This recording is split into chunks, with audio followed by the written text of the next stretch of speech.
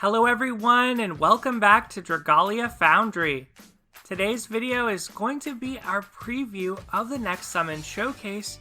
We'll be taking a look at the Twitter video and the in-game notices board for new details on the Hunt for Harmony summon showcase.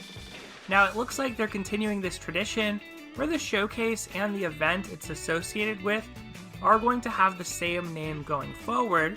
And from everything we can read here, it seems like this is going to be a normal showcase. These adventurers, dragons, and worm prints are going to be added to the normal summoning pool after the showcase ends.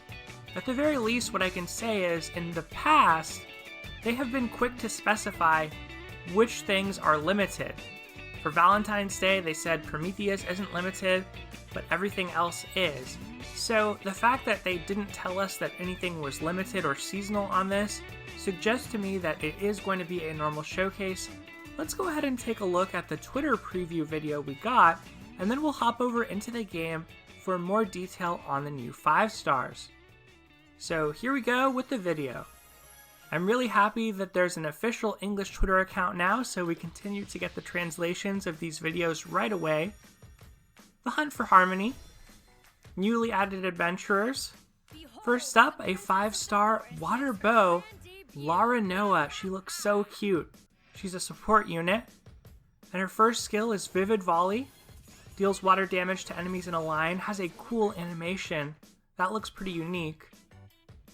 And her second skill, Hunter's Intuition, increases allies' strength and their skill gauge fill rate by 20%. Strength by 10%. Powerful buff, but a short duration. Then we get Floor, and she looks like she's a painter. She's an attack type light unit. It looks like her second skill increased the skill gauge of her first skill, which is pretty cool. And our new water dragon, Simorgh, she is a water HP dragon, 40% HP, and has Overdrive Punisher of 60%, which is kind of an interesting combination. We'll get more into that. Her skill is really nice in that it can heal allies as well as do damage. So far we've only seen that on Garuda, but it only heals the user, not the rest of the team. Her animations look a lot like Zephyr's. Newly added worm prints for spawns. I'll be talking a lot about this, but it gives bow skill damage, striking haste, and then exploration points. That's going to help with the event. And then egg-shaped dreams, HP 70% equals defense and stun res of 20%. And tiny dragon yadas, which is just really adorable. So that's basically it for the video preview. The couple things I'll mention are the 4 stars, since we won't get to see those in the game. Floor is a new light dagger, and she might have curse res, which would make her the first light dagger with 100% curse res. That could be great for future content. I love her painterly style. Her attack animations look really nice. It looks like her first skill is an attacking skill, and her second one, like I said, fills up her skill gauge on that first skill somewhat, so maybe that will also affect your teammates. And then for the 4-star worm print, that extra defense, if your HP is above 70%, pretty good. It's a pretty solid amount of defense. That type of HP cutoff isn't that hard to maintain depending on the content you're doing, but the stun res of only 20% isn't great to me. It just tells us that this is going to be a stun-focused event, which is helpful. But I think that if that would have been 25%, then this would have been a really excellent worm print. And then finally, that 3-star, the tiny dragon yadas, that is mostly just going to help you grind paper mache for the event. So that is really just a cosmetic worm print if you decide to keep it. The water scale haste is going to be a fairly marginal benefit. So I think the main reason you'd want to hang on to that is the cuteness factor, of course. But that's going to do it for this Twitter preview video, so let's head over into the game now and discuss the new 5 stars. Alright, I am back. I have Dragalia Lost open, and we're going to take a look at these brand new 5 stars. Now this may go without saying, but one character didn't appear in that Twitter preview video.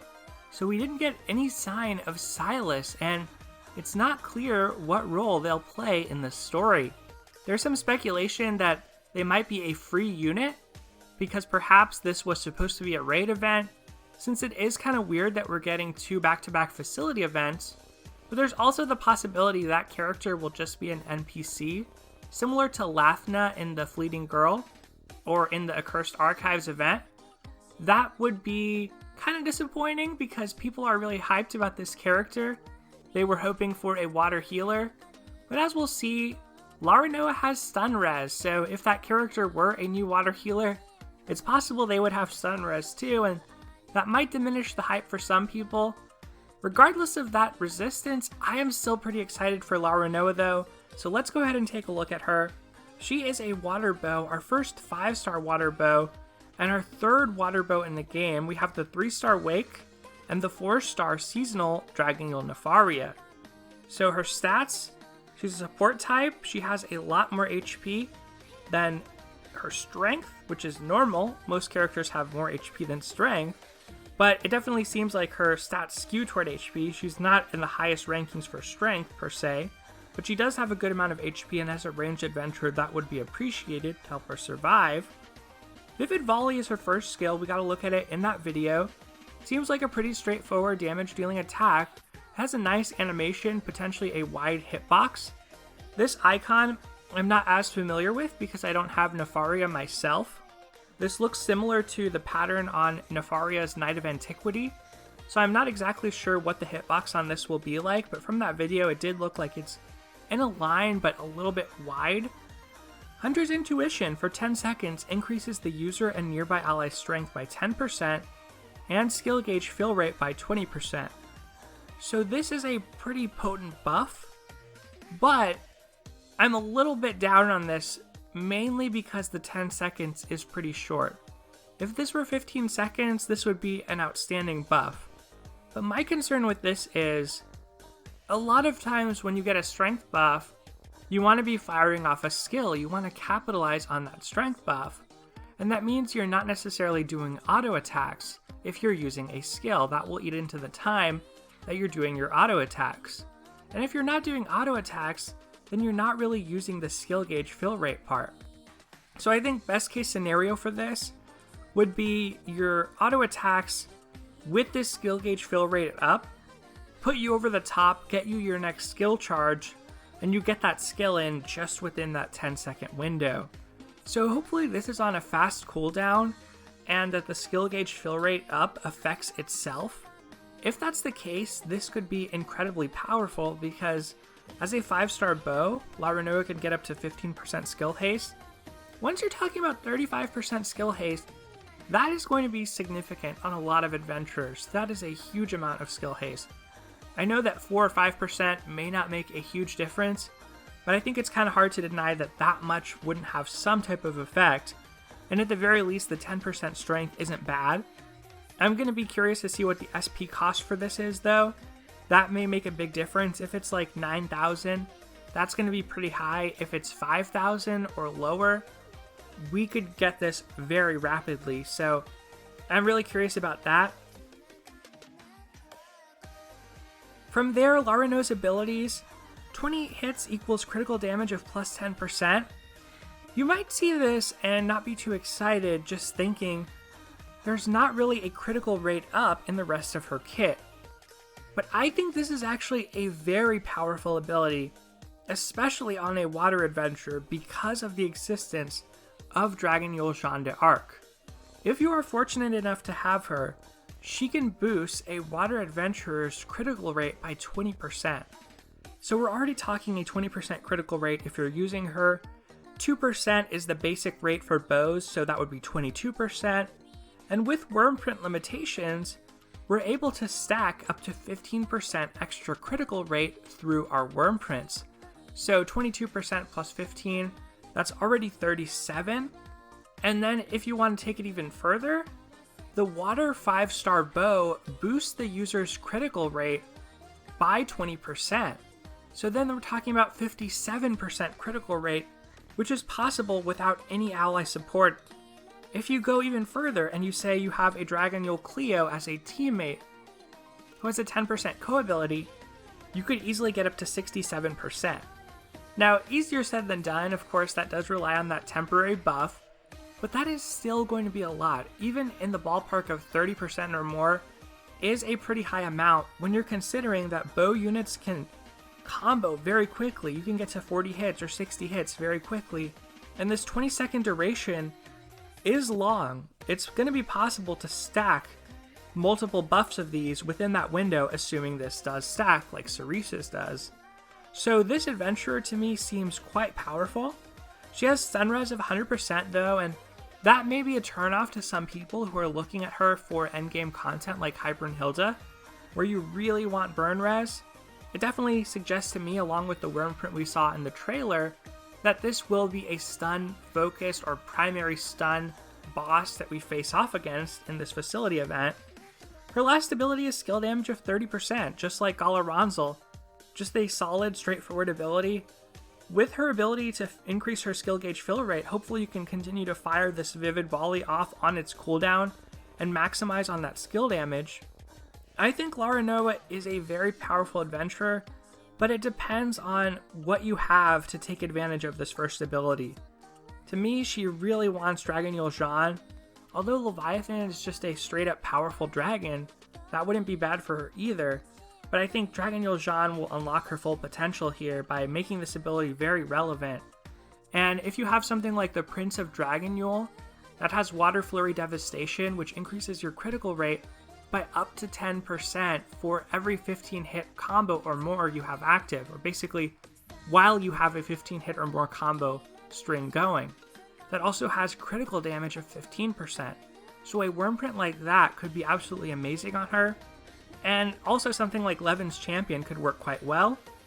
Now for the end game, I think it's going to be a little hard to take her to Hilda in public lobbies. I just think that's the reality for most non-burn res characters. However, as a ranged adventurer, you don't have to move around a lot. So it could be pretty easy to play her, I think, in a group that knew what it was doing, with the Thaniel that knew what it was doing. Because pretty much you could let a volcano hit you in that fight, you get burned, and you just stay within that volcano while your baiters and your teammates direct Hilda. So I don't think it would actually be that bad to use her, even though she has stun res. I think she's not that vulnerable. She's not going to be running around and accidentally hitting other characters, other teammates' volcanoes too often if you play her carefully. And she seems to have a lot of utility for that fight. She could be a good teammate. So I wouldn't write her off completely, but I think for public lobbies, you're going to have a hard time if you want to use her. She is still a really cute adventurer though, and really cool kit. I would be very excited to summon her. Now we get to our dragon, Simorgh, and Simorgh is kind of like Zephyr in her design. We saw her combos look a lot like Zephyr's, but also like Phoenix in that she can heal your teammates. Now, Simorgh is an HP-focused dragon, but with another ability. So her first ability is HP of 40%. That is low for a pure HP dragon. On a 5-star, we'd expect 60% at max, and 40% with one copy. So we don't know how low this will be with one copy. These are the max values here. So maybe this will only give 25% with one copy. Maybe it'll give 30%. That remains to be seen. And then Water Overdrive Punisher of 60%, which increases damage to enemies in overdrive state by 60%. This is a really weird combination because Overdrive Punisher, you want to have a lot of strength to make that damage matter and be very effective. Now her Rainbow Bubble skill though has a lot of general utility, dealing damage and healing allies. As we saw in that video, it looks like it has a nice radius of attack. So my overall feeling on Simorgh is that you could think of her as kind of like a mixed HP and strength dragon. Enemies are in overdrive for a pretty long part of the fight, so the 60% could be relevant. It could be enough to kind of provide her some amount of strength, or have her provide the adventurer that's equipped to her some amount of strength for part of the fight. And honestly, with dual Wyrmprints out now, it's not that unreasonable to hit a high strength value, even using an HP dragon. I think you could probably take Zander, for instance, after we get that new facility. If you use this on Zander, I think if you had a really kitted out Zander, you could probably still hit 2000 strength. So the more strength you have, I feel like this Overdrive Punisher will be better, and for Zander in particular, because he's so good at breaking bosses, I could see that being effective. Otherwise, as a HP Dragon, your mind goes to healers. That's who you would want to use this on, and I guess it's nice that you get Overdrive Punisher just because at some point, your healer is going to have enough HP. You're going to be healing for enough, you might be overhealing for the fight that you're in, so having a residual bonus isn't so bad. Maybe you'd want a 60% HP Dragon, you'd get more consistent heals perhaps, but I don't think this is actually that bad of a thing. I think a lot of failed runs in High Brunhilde could come down to not having the damage output, especially if you're not experienced or not crisp on your rotations and getting in damage in time. Now this is a little bit coming from somebody who cleared this primarily before dual worm prints. Nowadays it might be easier. I know that there are a lot of fast clears out there, but if you're a brand new player and you're bringing a Thaniel to the team with this, I would feel a little bit more confident being able to clear, even though it's a small amount of damage. Poseidon does give Thaniel that extra strength though, so I really don't know what to make of this dragon in the end. I think it's going to be good. My gut feeling is telling me that it's good. It's an upgrade. It's definitely an upgrade over Penglai and probably over Poliahu. But I see this as a dragon that I'd want to get one copy of, just for the utility of having in flame enemy raids going forward, this utility of healing and dealing damage. I think that could make this dragon pretty spectacular on its own, especially since it says all allies. I think that's going to heal across teams, of course, but at that diminished rate within a raid. I don't know. I'm actually curious what you guys think of this dragon. My gut feeling, like I said, is that it's actually pretty good, but I don't think it's the 60% HP dragon people were expecting or hoping for, and I don't think that's necessarily a bad thing. I think it's actually could be better to have this random extra ability than to have 20% more HP. But I guess I will wait to read your comments on that and see what you think. Now for our featured worm print, for spawns. This is a worm print that makes me want to summon. And basically it continues a trend we've seen with these weapon-specific worm prints, this one being focused on a bow, of providing a massive skill damage of 35%. And this is the problem that I face now, is that I wanted to continue summoning on Gala, but this will probably be one of my only times to ever target this worm print, even if it's in the normal summoning pool. And unless they make weapon-specific showcases in the future, like a bow showcase, I can't ever see this being on focus again. So this worm print has actually tipped the scales for me and made me want to summon. And with my Wormite, even if I get 3,000 more and get up to 30,000, which effectively I will next week thanks to those 2 new 10-fold vouchers, I am still looking at only a 69% success rate to snipe this within 200 summons. So it's not a guarantee, but I am going to target this. I'm not going to summon on Gala anymore because I want this for my Eleonora. Now, as far as the weapon-specific worm prints go though, this I think is kind of in the middle. It can be better than Dragon and Tamer, and I say that mainly because the second ability on Dragon and Tamer is specific. So if you're using it on anyone other than a light adventurer, it's not at its full potential.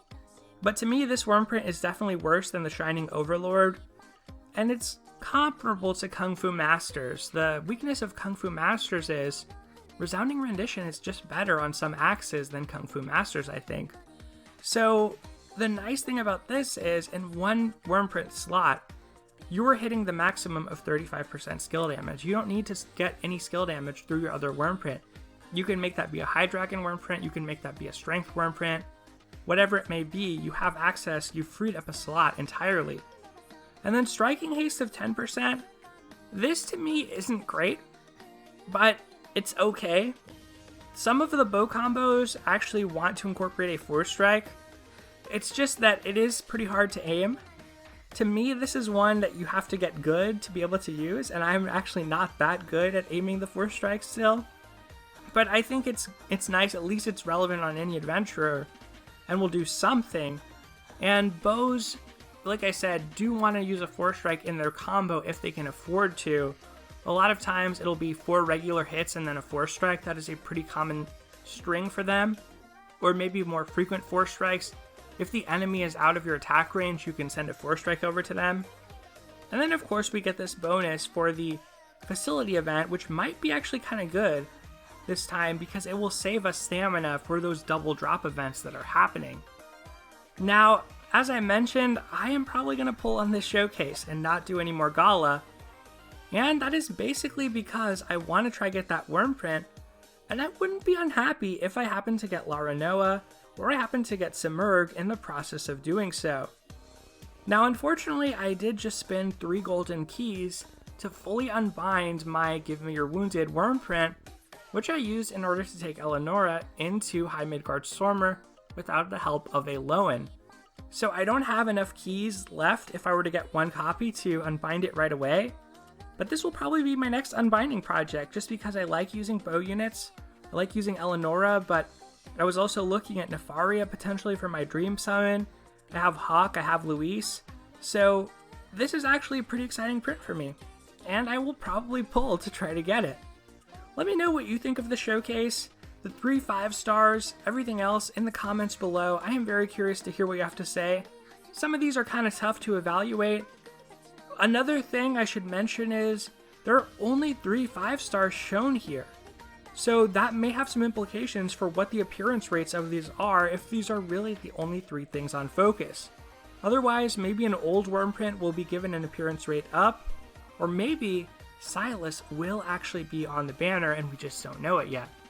We're going to find out tomorrow. I hope you look forward to my full showcase review coming out tomorrow with some build ideas. I know I've discussed a few of them here with the discussion of the new worm prints, adventures, and dragons in even more detail. Thank you so much for watching once again.